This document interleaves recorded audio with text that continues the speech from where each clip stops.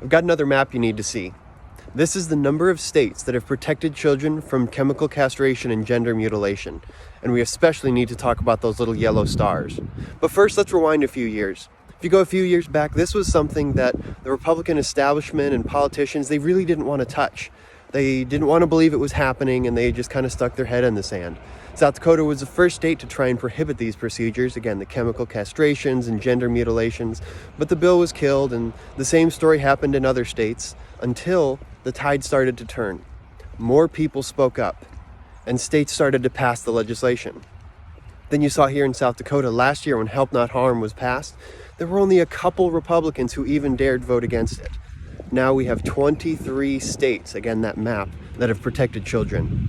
Now, again, those little yellow stars that I said we needed to talk about, those states passed the legislation, even overriding a governor's veto. This has become an issue that legislators don't want to get wrong.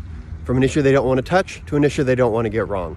This is what happens when we speak up and stand up.